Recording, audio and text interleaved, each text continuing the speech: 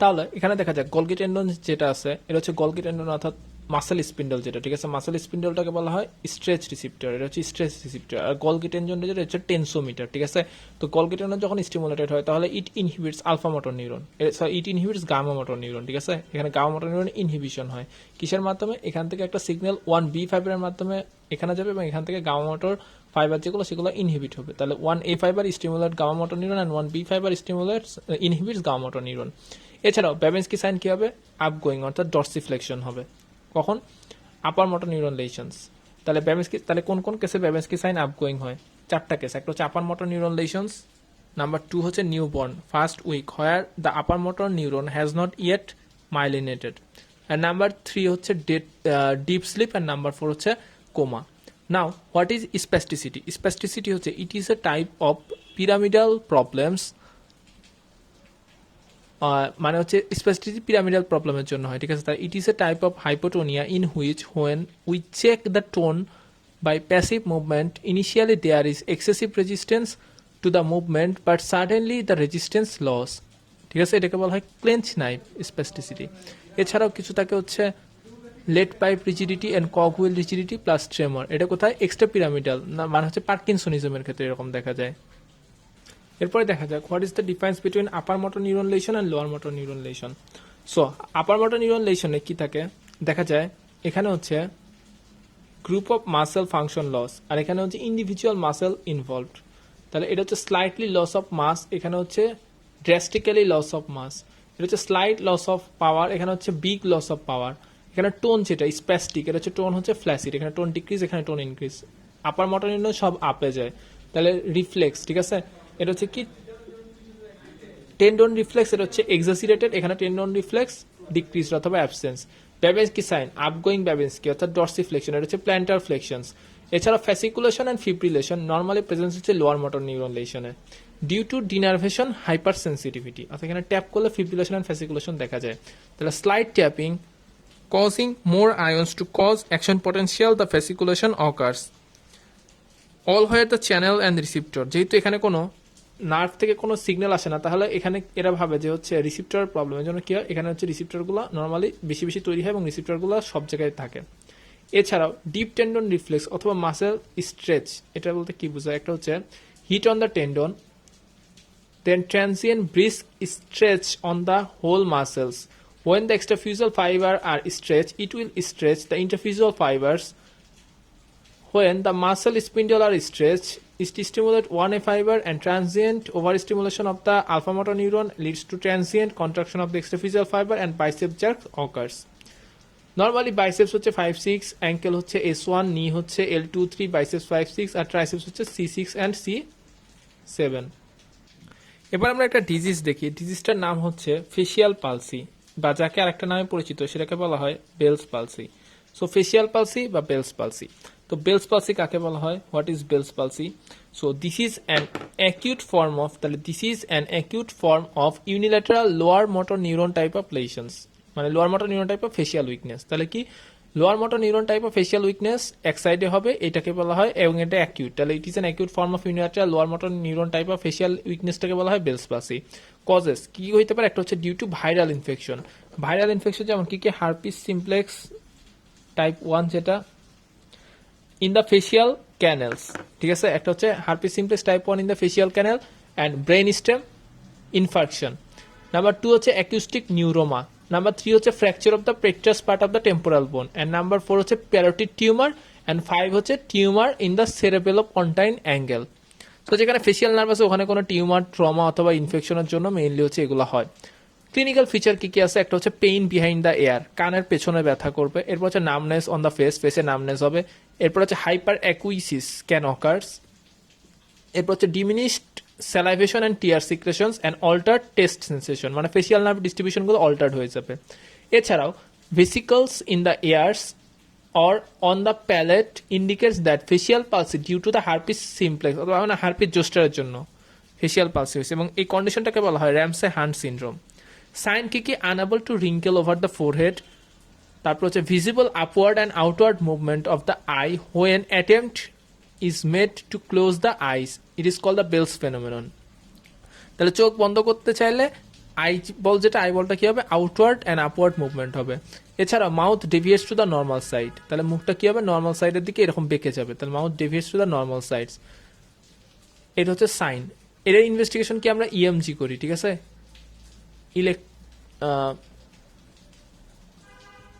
ইলেকট্রোমায়োগ্রাম যেটা, ঠিক আছে, ইএমজি করি।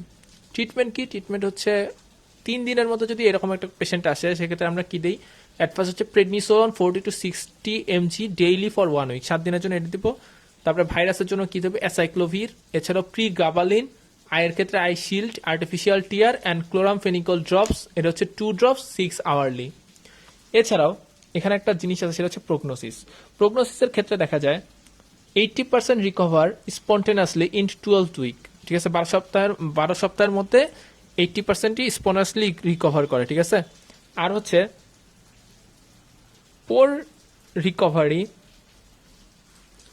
প্রেডিক্টেড বাই একটা হচ্ছে complete paralysis, old age and reduced facial motor action after first week, ঠিক আছে। যদি এরকম কোনো কন্ডিশন পাওয়া যায় তাহলে বুঝবে সেটা হচ্ছে পোর রিকভারি। এখন আমরা কিছু ফেসিয়াল পালসি দেখি। তো ফেসিয়াল পালসি 2 ধরনের হতে পারে, upper motor neuron type of lesion, lower motor neuron type of lesion. First হচ্ছে wrinkling present on the affected সাইডে যদি রিঙ্কলিং প্রেজেন্ট থাকে তাহলে সেটা হচ্ছে আপার মোটর নিউরন লেশনের জন্য, আর যদি অ্যাবসেন্ট থাকে তাহলে সেটা লোয়ার মোটর নিউরন লেশনের জন্য। এছাড়াও আইবল ক্যান বি ক্লোজড, এখানে হচ্ছে eyeball can't be closed on the affected side. Number 3 হচ্ছে no hyperacusis or loss of taste sensation, এখানে হচ্ছে hyperacusis and taste sensation be affected. এটা হচ্ছে only lower part of face is involved, এটা both upper plus lower is involved. এটা associated with hemiplegia, not associated with hemiplegia. Our next question, causes of lower motor neuron type of facial palsy। তাহলে lower motor neuron facial palsy মানে হচ্ছে bells palsy. এর cause কি হতে পারে, একটা হচ্ছে ইনফ্রানিউক্লিয়ার লেশন অকার্স, ঠিক আছে। ইনফ্রানিউক্লিয়ার লেশন কি কি হতে পারে, একটা হচ্ছে ইউনিল্যাটারাল কজ এন্ড বাইল্যাটারাল, ঠিক আছে। ইউনিল্যাটারাল ফেসিয়াল পালসি কেন হতে পারে, একটা হচ্ছে idiopathic, herpes zoster, brain stem infarction or haemorrhage, তারপর tumour in the cerebellopontine angle, acoustic neuroma, fracture in the petrous part of the temporal bone and parotid tumour and surgery. আর bilateral হতে পারে GBS, তারপর হচ্ছে sarcoidosis, তারপর হচ্ছে Lyme disease and myasthenia gravis. এরপর দেখা যাক আপার মোটর নিউরন আর লোয়ার মোটর নিউরন। ফার্স্টে দেখা যাক আপার মোটর নিউরন। তাহলে কি pyramidal cell in the cerebral cortex and their axon up to the anterior horn cell of the spinal cord and the homologous cell in the brainstem are called the upper motor neuron। তো আপার motor নিউরনের lesson কিসের জন্য হতে পারে, একটা হচ্ছে brain stem লেশনের জন্য হতে পারে অথবা স্পাইনাল কর্ড ডিজিজের ক্ষেত্রে হতে পারে। কিছু ব্রেন স্টেম লেশন আছে যেখানে আপার মোটর নিউরন লেশন হয়, কি কি আছে, একটা হচ্ছে স্ট্রোক, তারপর হচ্ছে ইক্সল অথবা টিউমার, অ্যাপসিস, মাল্টিপল স্ক্লেরোসিস, তারপর হচ্ছে এসএসসিডি মানে subacute combined degeneration of the spinal cord এবং ভিটামিন বি12 ডেফিসিয়েন্সি। এছাড়া motor neuron disease specially amyotrophic lateral sclerosis. এছাড়াও স্পাইনাল কর্ড ডিজিজের মধ্যে কি আছে, একটা হচ্ছে acute transverse myelitis, TB in the spine, tumour, trauma, intervertebral disc prolapse, তারপর হচ্ছে epidural abscess, syringomyelia and intramedullary tumour. So this are the causes of the upper motor neuron type of lesions, মানে upper motor নিউরনের ড্যামেজের জন্য কি cause হতে পারে। এবার দেখা যাক lower motor neuron. Anterior horn cell and spinal cord and the homologous cell in the brain stems and their axon up to the corresponding muscle is called the lower motor neuron. Causes of lesion কি কি হতে পারে, একটা হচ্ছে গুইয়ান-বার্গ syndrome, দুই নম্বর হচ্ছে peripheral neuropathy due to any cause, তারপর হচ্ছে poliomyelitis and progressive muscular atrophy.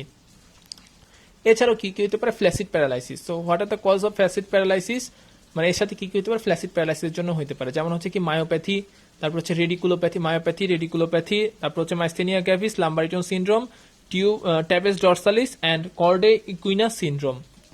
Causes of absent jerk in the plantar extensor, তাহলে প্ল্যান্টার এক্সটেন্সর সাথে হচ্ছে জার্ক অ্যাবসেন্ট থাকে। একটা কি কি আছে, কজেস কি কি আছে, একটা হচ্ছে এসএসসিডি, দুই নম্বর হচ্ছে tabes dorsalis, Friedreich ataxia, stroke or cervical myelopathy, diabetic neuropathy and multiple sclerosis. So these are the causes of absent jerk with plantar extensors. Absence right knee jerk with exaggerated right ankle jerk. Causes কি হতে পারে, if the lesion is in L3 and L4 of the lesion, knee jerk is absent as there is the lower motor neuron lesions and lower motor neuron lesion at the level of L3 and L4 and ankle jerk is exaggerated upper motor neuron lesion below it. Clinical significance of ankle jerk. একটা হচ্ছে exaggerated হয় upper motor neuron type of lesion, diminished হয় lower motor neuron type of lesion and delayed relaxation in of ankle jerk এটা হচ্ছে hypothyroid. Paraplegia কি complete loss of motor function is not অথবা paralysis in both lower legs যেটাকে বলা হয় paraplegia আর paraparesis কি partial weakness of both lower limb. Upper limb কি bicep jerk C5-6, supinator jerk C5-6, tricep jerk C7, finger jerk C8. Lower মোটরে নি jerk মানে L3-4 হচ্ছে নি জার্ক আর হচ্ছে অ্যাঙ্কেল জার্ক হচ্ছে S1. নাও আমাদের নেক্সট কোশ্চেন হচ্ছে ম্যানেজমেন্ট অফ প্যারাপ্লেজিয়া। তাহলে বোথ লোয়ার লিম্বে কমপ্লিট অ্যানেস্থেসিয়া, এক্ষেত্রে আমরা ম্যানেজমেন্ট কিভাবে করব? ফার্স্ট হচ্ছে আমরা হিস্ট্রি নিব। হিস্ট্রিতে কি পাবো? একটা হচ্ছে অনসেট, এরপর হচ্ছে সাডেন অনসেটটা কেমন হবে? ফার্স্ট হচ্ছে সাডেন অনসেট, ঠিক আছে, ওভার মিনিটস। যদি এমন হয় সেক্ষেত্রে হচ্ছে ভাস্কুলার অ্যান্ড টিউমার কজের ক্ষেত্রে হবে। এছাড়া যদি অ্যাকিউট হয় মানে ফিউ ডেজ টু উইকস সেক্ষেত্রে পোলিও অথবা জিবিএস চিন্তা করতে হবে। আর যদি গ্র্যাজুয়াল অনসেট হয় যেমন মান্থ 2 ইয়ার্স সেক্ষেত্রে TB and tumour. Clinical feature weakness or paralysis of the limbs. Number হচ্ছে function deficit, motor function deficit হবে upper motor neuron lesion below the levels and lower motor neuron lesion at the levels. Sensory function deficit কি হবে? একটা হচ্ছে dorsal column sensations and অ্যান্টেরোল্যাটারাল spinothalamic tract sensations. Bladder and bowel involvement, একটা হচ্ছে urinary retention and constipation. Investigation কি করবো? ইনভেস্টিগেশনের ক্ষেত্রে হচ্ছে আমরা একটা সিবিসি উইথ ইএসআর করবো, কোনো ইনফেকশন বা ইনফ্লামেশন আছে নাকি সেটা দেখার জন্য। এছাড়া blood urea, serum creatinine, serum electrolyte, urine RE with culture sensitivity, chest X-ray করবো for TB tumour and lymphoma. এছাড়া লিম্ফ নোড বায়োপসি নেব if there is lymph adenopathy. এছাড়াও MRI of the spine and chest myelography মানে CT myelography করবো। এরপরে কি করবো? এরপর হচ্ছে CSF examination, other test depending upon the cause. Treatment, general ট্রিটমেন্টের ক্ষেত্রে আমাদের ফার্স্টে ডায়েটের ক্ষেত্রে চিন্তা করতে হবে। ফার্স্টে regular diet containing adequate protein, vegetable, low fat, carbohydrates with adequate fibres, fruits and salt.